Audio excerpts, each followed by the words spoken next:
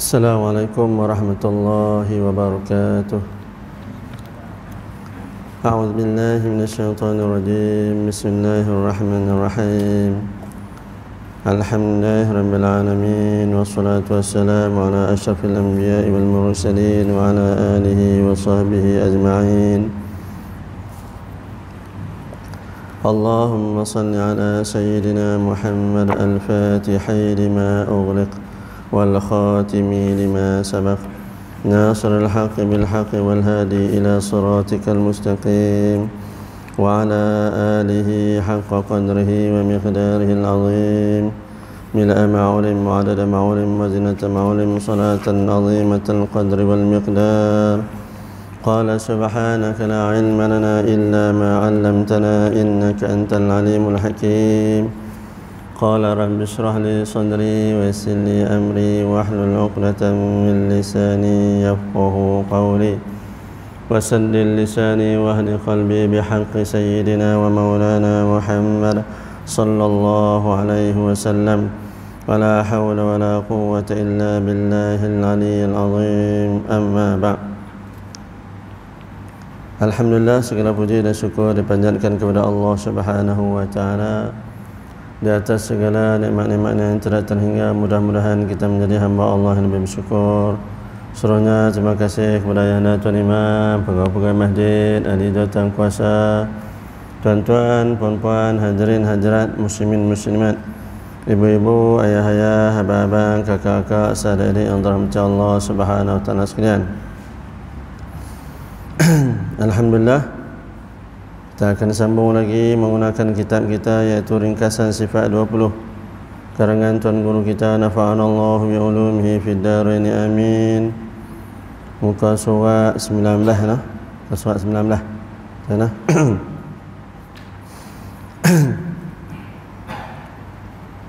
Baik, ibu-ibu, ayah-ayah, abang-abang, kakak-kakak, saudara-adik yang dirahmati Allah Subhanahu wa taala sekalian. Kalau tengok muka surat 19, perbahasan dia ataupun gambar rajah tu samalah dengan muka surat 17. Sama, lebih kurang sama dengan muka surat 17. Tu. Di mana perbezaan di antara pencipta yang maha pencipta, sang pencipta iaitu Allah Subhanahu wa taala, dengan makhluk ni tidak boleh nak digambarkan lah, tak ada persamaan langsung, bahkan perbezaan sama sekali. Kalau nak menyamakan tu jauh sama sekali lah, jauhlah sama sekali kalau kita nak menyamakan makhluk ini seperti mana Allah Subhanahu wa taala, seperti mana yang didakwa oleh setengah pihak, yang mana pada hari ini fahaman-fahaman, ajaran-ajaran yang menceritakan bahawa Allah Ta'ala ni ada anak lah. Sebagai contoh, Allah Ta'ala ni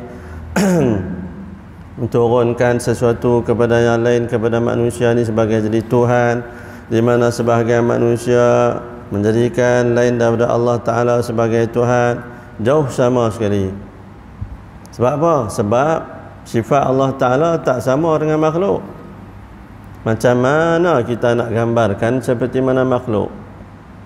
Kalau dah jauh beza, nak sama macam mana? Walaupun pada hakikatnya manusia ni boleh terima ke fikiran tersebut, mereka boleh terima hakikat tersebut, sama ada menjadikan matahari ke, bulan ke, api ke, binatang ke sebagai sembahan mereka, ataupun berhala atau sebagai sembahan mereka, tetap mereka percaya bahawa ada pencipta yang lain. Tetapi yang peliknya, mereka menjadikan benda-benda tersebut sebagai perantara bagi mereka, sedangkan mereka dah tahu dah semua tu tak ada memberi manfaat apa kepada mereka. Tak ada boleh bagi manfaat apa. Seperti mana kisah Nabi Allah Ibrahim alaihi salam. Nabi Allah Ibrahim katak semua hak lain, tinggal hak paling besar.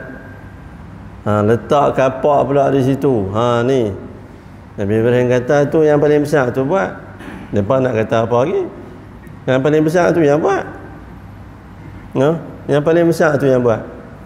Mereka pun takkan nak kata kat Tuhan hak paling besar tu. Mereka pun tahu dah benda batu berhala. Tapi disebabkan iaitu apa? Bodoh, sombong, ego manusia, dia menolak kebenaran tersebut. Samalah hari ini. Hari ini pun sama, berapa ramai manusia yang menolak hakikat kebenaran tersebut. Sama ada dari segi akidahnya, sama ada dari segi syariatnya, ataupun dari segi akhlak. Kalau dari segi akidah, ada sebahagian di kalangan manusia di atas muka bumi ini yang menjadikan makhluknya sebagai perantara ataupun sebagai Tuhan menggantikan Allah Subhanahu wa taala. Kalau dari segi syariat pula, menggunakan syariat lain daripada syariat yang Allah turunkan sebagai contoh, ataupun percaya pula dengan benda-benda yang karut-marut ni.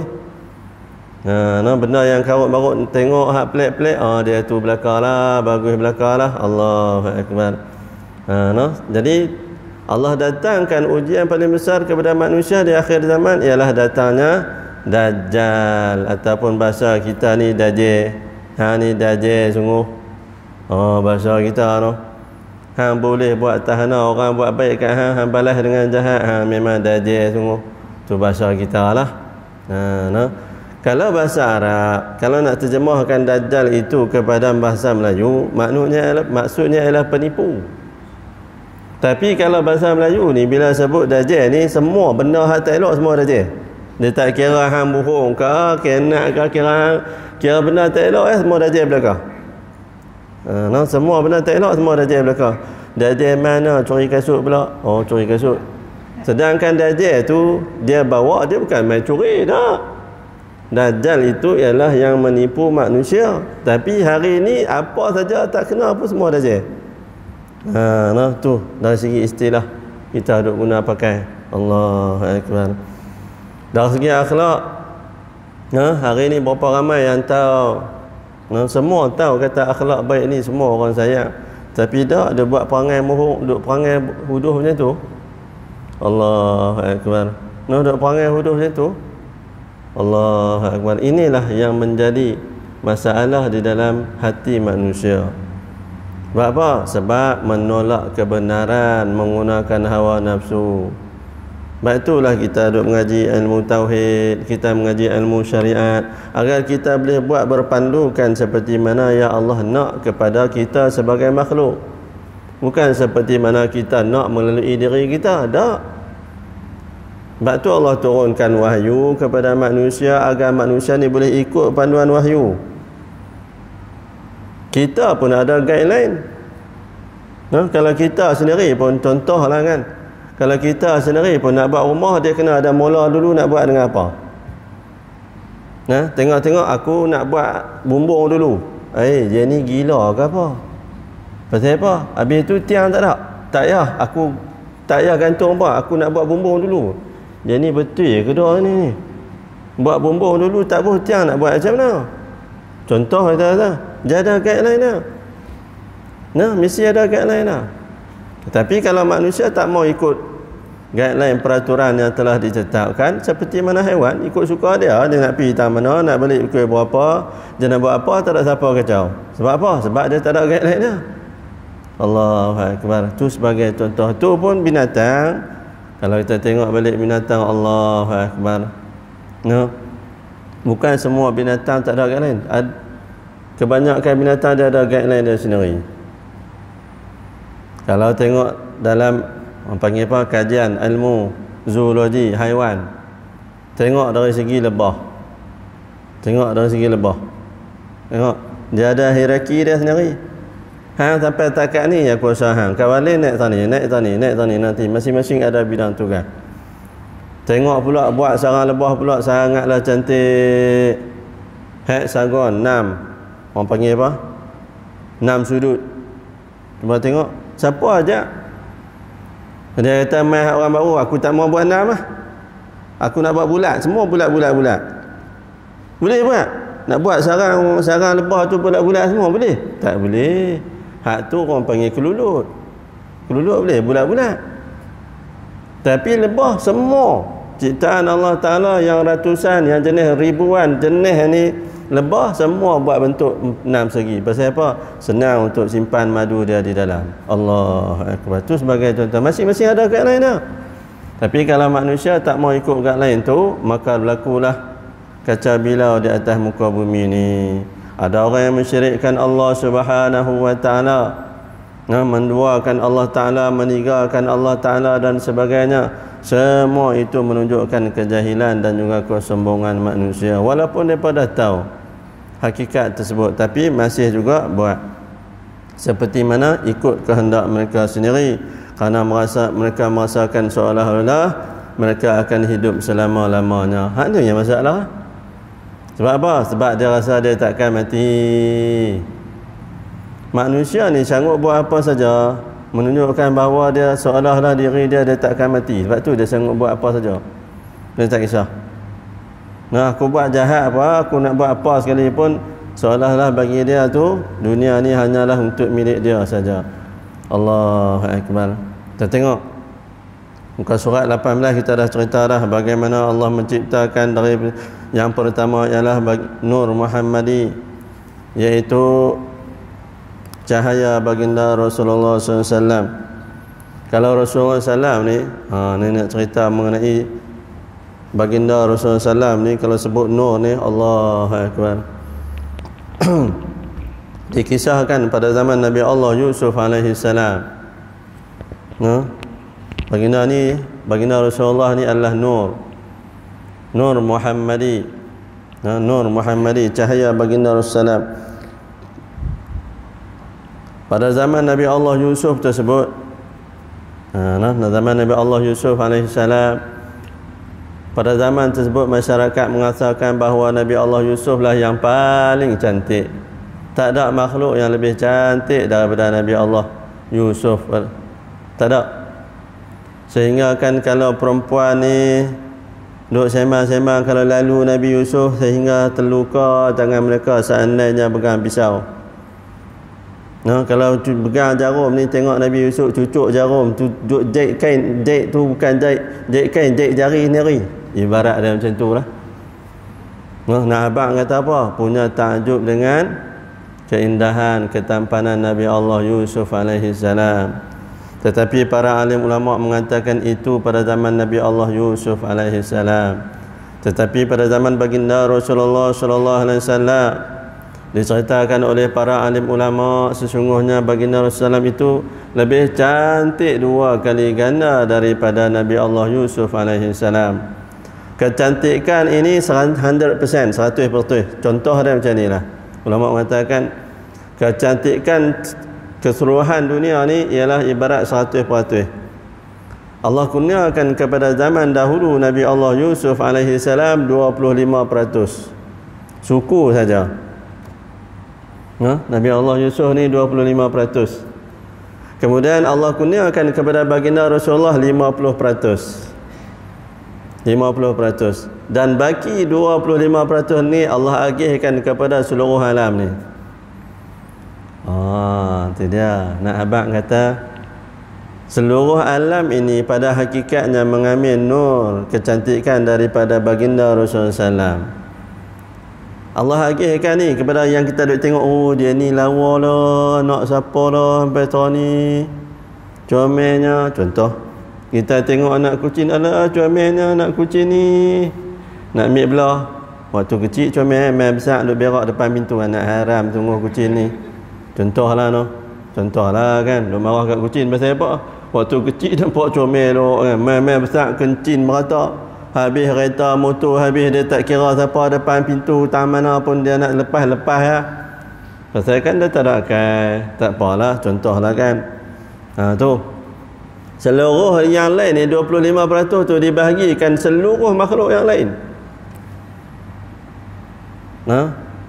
Sama ada mutiara ke, permata ke, sebagainya, semuanya Allah agihkan kepada yang lain. Maknanya baginda Rasulullah SAW itu 50%. Lebih cantiknya baginda Rasulullah SAW tersebut.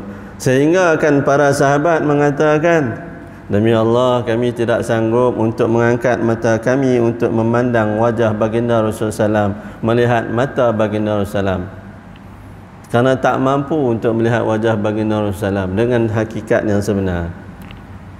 Jadi Allah simpan wajah baginda Rasul yang sebenar itu kepada seluruh umatnya dalam syurga nanti. Mudah-mudahan Allah kurniakan kepada kita syurga dan boleh melihat wajah baginda Rasulullah dan juga Allah Subhanahu wa taala dalam syurga nanti. Amin ya rabbal alamin. Tengok ibu-ibu, ayah-ayah, abang-abang, kakak-kakak, saudara-adik yang dirahmati Allah Subhanahu wa taala sekalian. Nur Muhammadi. Kemudian ceritalah itu dari segi yang seterusnya, dari segi 6 arah. Kemudian dari segi Allah ciptakan qalam, air, arah dan kursi dan sebagainya. Maka muka surat 19, janganlah sama sekali kita memikirkan ataupun berpandangan seolah-olah makhluk Allah Subhanahu wa taala itu seperti mana makhluk, karena makhluk itu mempunyai perkara-perkara yang berbeza, yang bercanggah sama sekali dengan Allah Subhanahu wa taala. Adalah mungkin, mustahil Allah taala ada tangan, jari, mata, telinga dan sebagainya yang kita dah kupas dah panjang sebelum ni. Cuba bayangkan, kalaulah manusia sanggup menyamakan mana-mana hak Allah taala dengan makhluk, maka itulah bersalahan sama sekali, mustahil. Tak ada. Ya, kita kena yakin sungguh yang tu. Kalau duk fikir Allah macam ni ke? Tak ada lah, mengarut dah tu. Allah macam ni ke? Tak boleh nak gambar. Nak gambar macam mana? Tak boleh. Macam ni ke? Tak boleh. Apa pun tak mampu, sebab akal manusia tak akan mampu untuk sampai ke tahap tersebut. Akal manusia tak akan mampu nak bayangkan bagaimana. Contohlah kita hari ni kan, orang mai jumpa tengok-tengok, oh, hang anak siapa? Abanglah anak sekian-sekian. Muka hang macam Tok Wan hang sebiji. Muka hang macam Tok Wan hang sebiji. Pasal apa? Pasal dia pernah tengok muka Tok Wan. Pasal dia pernah tengok muka Tok Wan. Orang yang tak pernah tengok muka Tok Wan, contohlah kan, muka Tok Wan macam mana? Nak abang kat hang, kalau nak tahu Tok Wan yang macam mana, hang tengok dia. Tu dia contoh. Contohlah kan. Contoh saya katakan, hang ni muka macam Tok Wan hang sebiji. Mai orang lain pula fikir, muka Tok Wan dia macam mana? Lah nduk habaq dah muka dia macam Tok Wan, muka Tok Wan dia macam tu. Pasal apa? Sebab manusia boleh tengok. Manusia dah boleh buat kiasan, boleh tengok, buat bandingan. Kenapa? Sebab orang habaq macam tu. Tapi tentang Allah Ta'ala mustahil. Pasal apa? Siapa nak main cerita kat kita? Allah Ta'ala ni cerita kat hang bagi. Hang mesti tengok, aku tak bisa tengok. Habis tu hang nak cerita macam mana? Aku tak tahu, aku rasa-rasa. Rasa-rasa tak payah. Rasa-rasa tak payah. Sebab apa? Bukan akal fikiran manusia untuk memikirkan mengenai hak, mengenai Allah Subhanahu Wa Taala. Mustahil sama sekali. Tak ada. Tu nak bagi jelas, nak bagi faham. Maknanya kalau apa yang kita terbayang pada Allah Ta'ala, semua tu tak mungkin. Mustahil sama sekali. Allahu Akbar. Di mana dalam kitab Faridatul Faraid menceritakan kepada kita bahawa ada beberapa makhluk yang tidak akan mati, yang tidak akan musnah sama sekali apabila berlakunya kiamat. Ada makhluk Allah Ta'ala yang tidak akan musnah sama sekali, tak. Walaupun dah berlakunya kiamat, kau-kau ni tak akan musnah. Semua makhluk yang bernyawa semua akan mati. Semua makhluk yang bernyawa semua akan mati. Tak ada satu pun makhluk yang bernyawa yang tidak akan mati. Tak ada. Semua akan mati. Sebab apa? Sebab Allah rakankan kullu nafsin dha'iqatul maut. Setiap yang bernyawa pasti akan mati. Walaupun malaikat maut sendiri pun. Malaikat yang terakhir dicabut nyawa ataupun dimatikan oleh Allah Ta'ala ialah malaikat yang menanggung aras Allah Ta'ala. Itu malaikat yang terakhir. Di mana Allah perintahkan kepada Nabi, kepada malaikat maut cabut nyawa. Nyawa siapa? Oh, malaikat Jibril ada. Malaikat Jibril ada. Kemudian malaikat Mikail ada. Cabut nyawa mereka, cabut. Habis semua. Tinggallah malaikat maut. Tinggallah malaikat maut last. Bukanlah lagi lah. Yang kedua last. Malaikat maut. Allah tanya kepada malaikat maut, Siapakah aku, siapa kamu? Ibarat dia macam tu lah, nak bagi senang. Aku adalah hamba-Mu, kamu adalah Tuhan. Engkaulah yang maha kekal abadi. Jadi hang faham kan kekal abadi kan? Jadi hang tu hamba ataupun hang tu makhluk, maka cabutlah nyawa kamu sendiri wahai malaikat maut. Malaikat maut cabut nyawa sendiri. Kalau bahasa kita bunuh diri kono. Bahasa kita ni bunuh diri ya. Pasal apa? Nak cabut nyawa macam mana kan? Nak cabut nyawa macam mana? Ibarat dia tak tahulah nak cerita macam mana. Pasal apa? Rasulullah cerita macam tu ya, duk pi habaq pula. Oh, malaikat maut ni cabut nyawa. Dia duduk di atas langit, dia terjun atas muka bumi ni. Tu terendam kepala dia dulu. Oh, tu dia. Nazarut burung contohlah kan. Jadi malaikat maut pun cabut nyawa dia sendiri.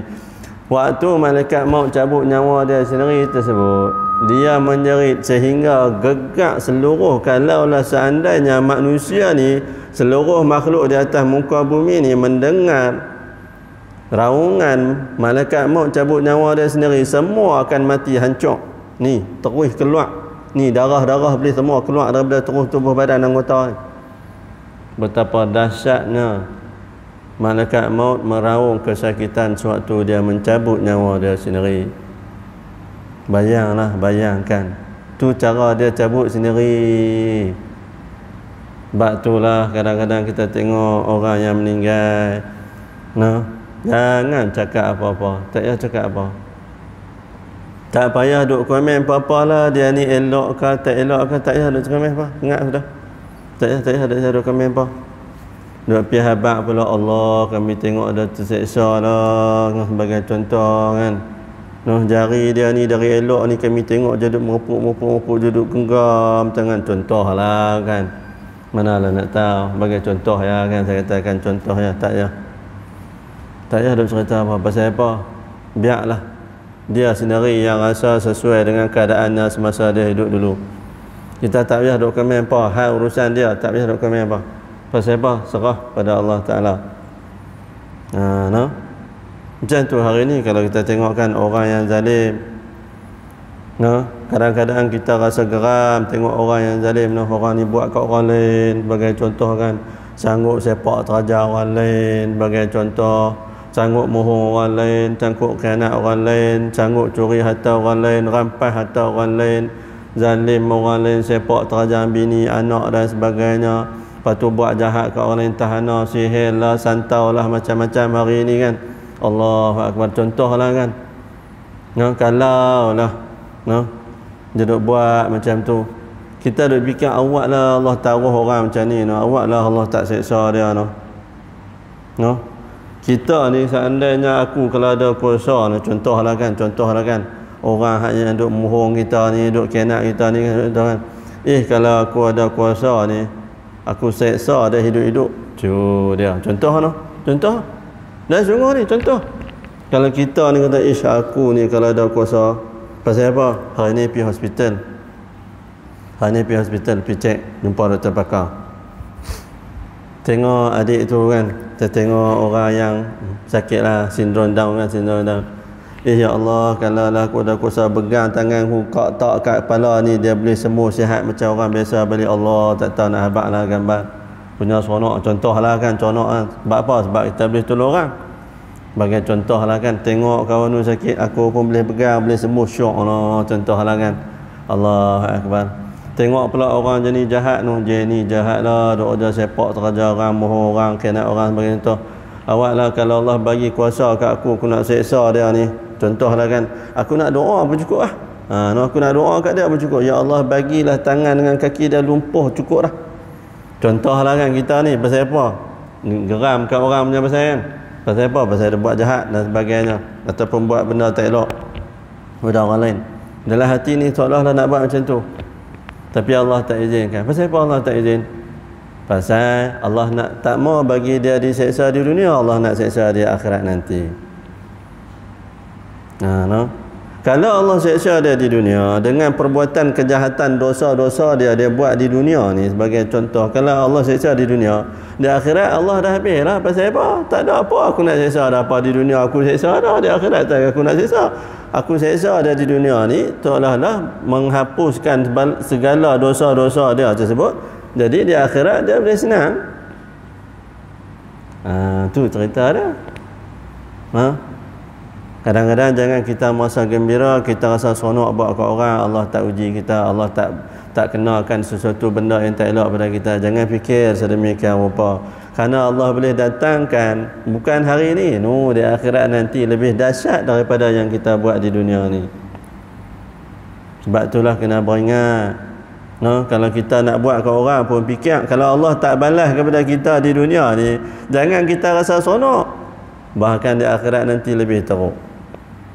Sebab itulah pada zaman baginda Rasulullah SAW, ada orang pergi jumpa Rasulullah, jumpa dengan Sayyidina Abu Bakar, Sayyidina Umar dan sebagainya pada zaman Khulafaur Rasyidin, mengaku buat salah di hadapan khalifah.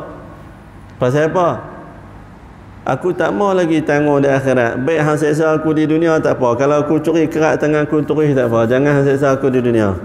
Di akhirat nanti. Baik hang seksa aku di dunia tak apa. Jangan hang seksa aku di akhirat. Cukup.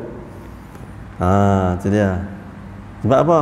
Dia takut nanti diseksa di akhirat. Allahu Akbar. Takut diseksa di akhirat tu lebih dahsyat daripada di dunia ni. Di dunia ni paling teruk pun kita minta maaf atau sebagai contoh kalau ambil harta orang lain bagi balik. Tapi di akhirat tak ada lagi dah. Nak bagi balik tak ada dah. Kalau ada orang tuan tu sanggup maafkan halal, alhamdulillah. Kalau dia tak halal, Allahu Akbar. Kalau dia tak izinkan, kalau dia tak selesaikan benda tersebut, tak tahulah nak apa. Tak tergambar betapa dahsyatnya api neraka yang duduk ada dalam yang Allah ciptakan tersebut. Kita tak mampu nak gambarkan betapa dahsyatnya tersebut.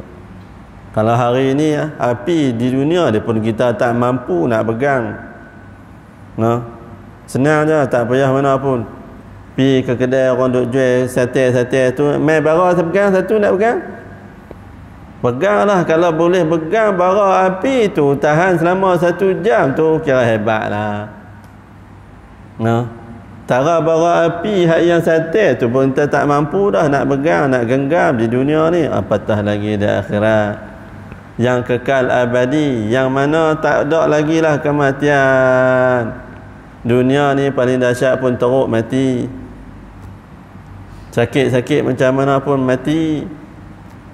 Hilang, bila mati hilang segala sakit-sakit jantung, sakit hati semua mati habis, hilang.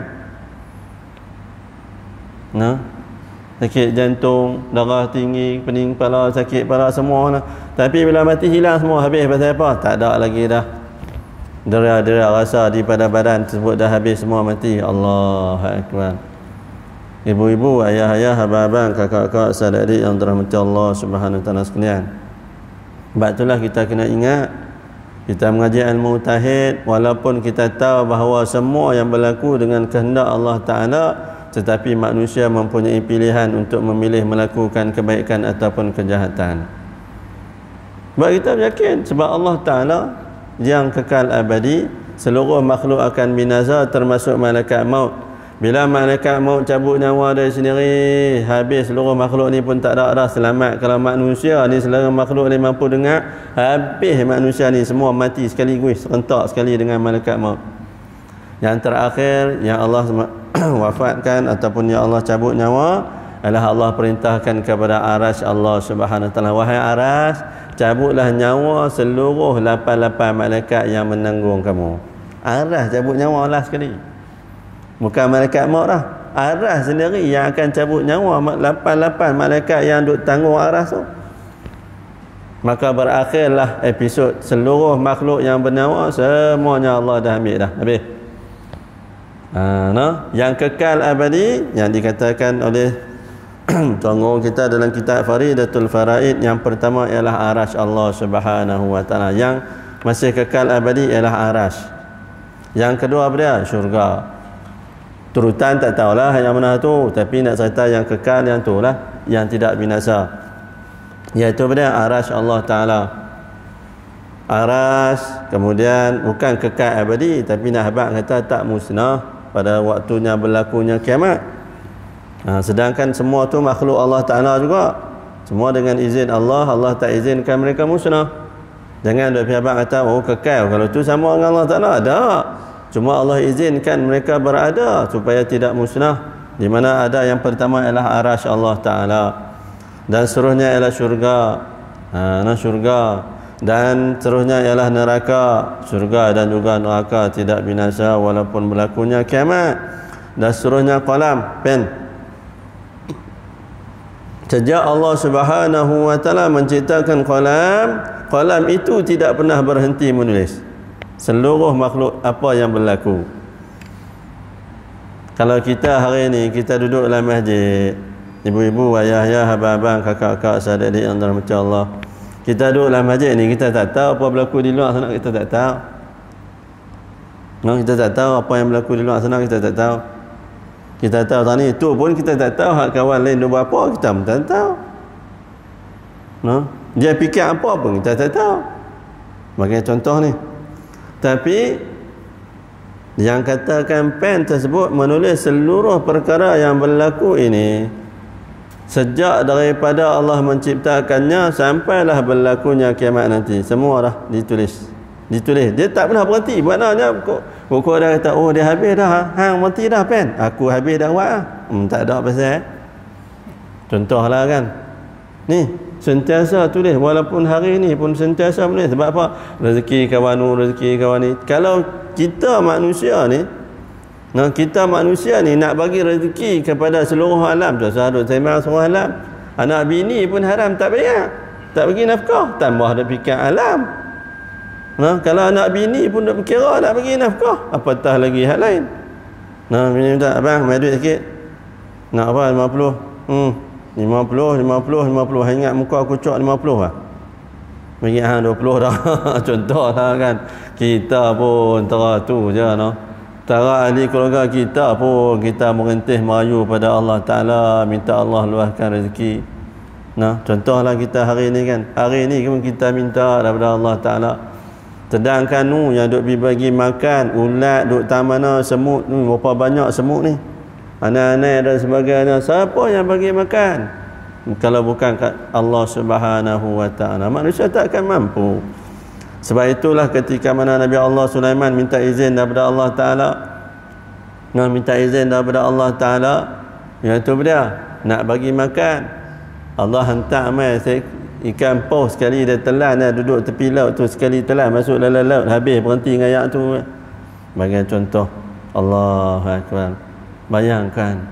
Jadi pen tersebut, qalam tersebut sentiasa mencatat peristiwa-peristiwa yang berlaku. Allahu Akbar. Dan seterusnya Lauh Mahfuz. Lauh Mahfuz. Dan seterusnya apa dah? Iaitu kursi. Kursi ini ada dua pandangan di kalangan para alim ulama. Ada pendapat mengatakan kursi yang macam saya duduk, ada pendapat mengatakan kursi iaitu tempat bantai yang diletakkan di atas lantai, di mana kita meletakkan kaki di atas bantai tersebut. Nak cerita macam mana? Senang ya. Kursi Ogawa. Senang bagi hangpa faham. Pasal apa kursi Ogawa kan? Kan kita letak tu dia letak atas kaki, tapi tak boleh, bukan macam kursi roda.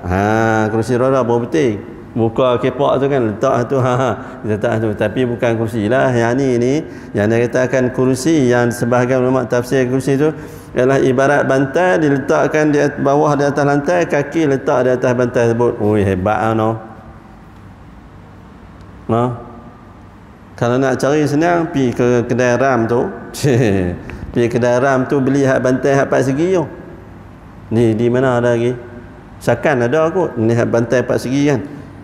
Ni bantai 4 segi, letak atas lantai tu, letak kaki tu sambil duk tengok TV. Oh, pak hang hebat sungguh. Setakat duk goyang kaki macam ni penat aku. Contohlah kan. Allahu Akbar. Tu kursi. Ada pandangan mengatakan kursi yang duduk, ada pandangan mengatakan kursi itu ialah tempat letak kaki saja. Allah rakamkan dalam surah Baqarah ayat yang ke-255, iaitu dalam ayat kursi, wasi'a kursiyyuhus samawati wal ard, dan luasnya kursi itu seluas langit dan juga bumi.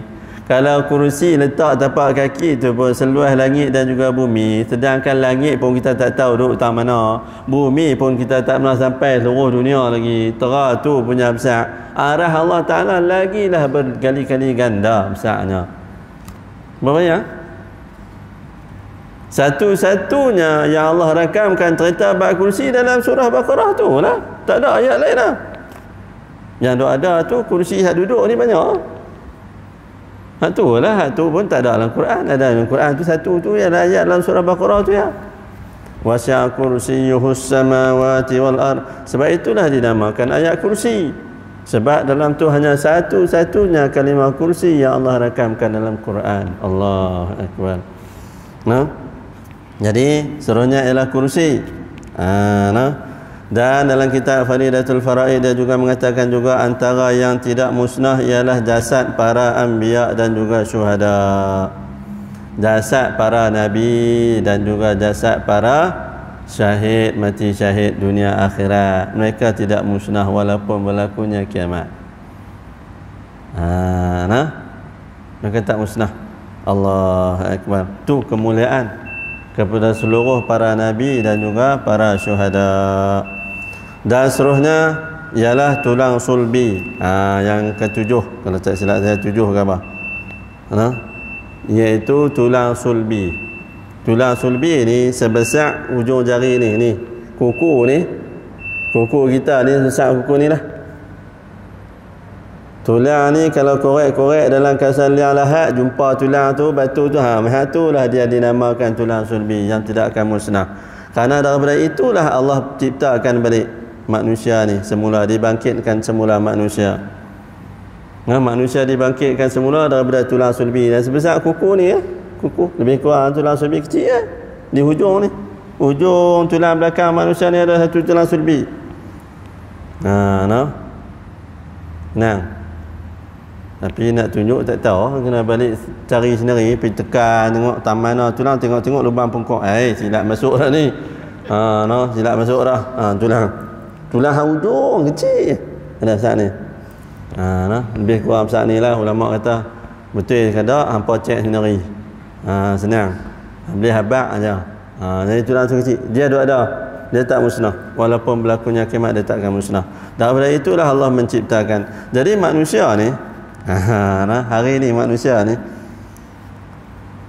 bila Rasulullah SAW menceritakan kepada kita bahawa tulang sulbi ini tidak musnah, tulang sulbi ini tidak musnah, yang mana Allah rakamkan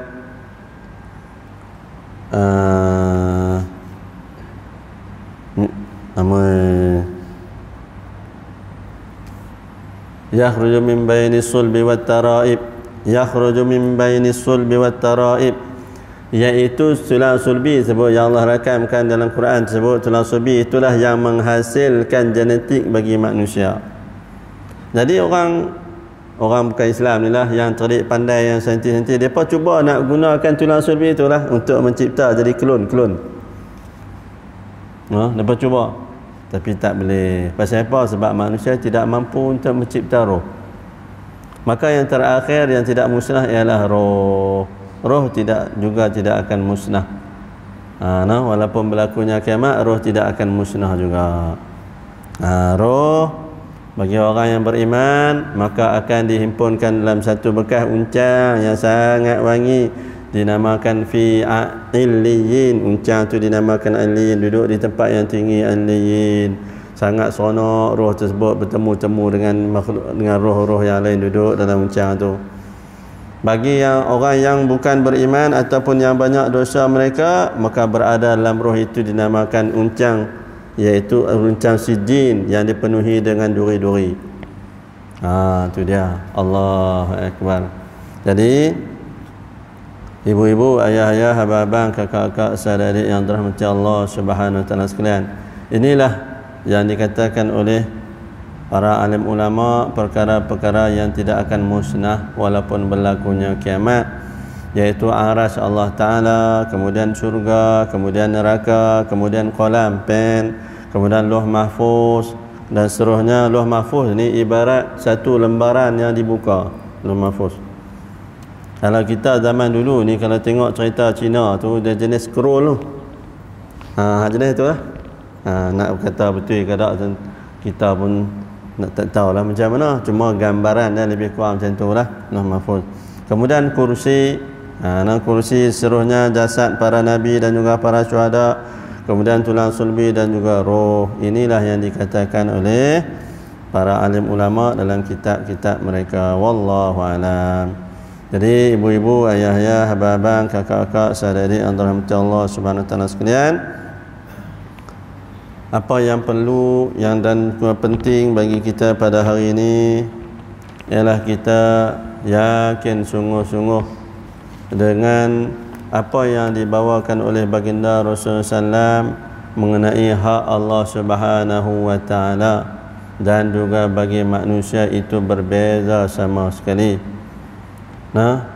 Allah datangkan memberikan akidah tetap sama daripada baginda Rasulullah sampailah kepada tok nenek moyang baginda Rasulullah, sampailah Nabi Adam, semua sama, iaitu mentauhidkan Allah Subhanahu wa taala, di mana mentauhidkan Allah taala itu berbeza sama sekali dengan segala makhluk. Berbeza sama sekali dengan segala makhluk. Jadi kalau kita duk fikir pasal Allah Ta'ala ni, takkan sampai untuk mencapainya, kerana hakikatnya akal manusia terlalu terhad dan juga terbatas, bahkan terhalang untuk mencapainya sama sekali. Wallahu a'lam. Jadi ibu-ibu, ayah-ayah, abang-abang, kakak-kakak, saudara-adik yang dirahmati Allah, sampai di sini terlebih dahulu saya mohon kemaafan di atas segala kasaran bahasa, teguran rasa, bahkan di atas segala salah silap. Semua itu adalah daripada kelemahan dan juga kekurangan diri ini, yang baik datangnya daripada Allah Subhanahu wa taala.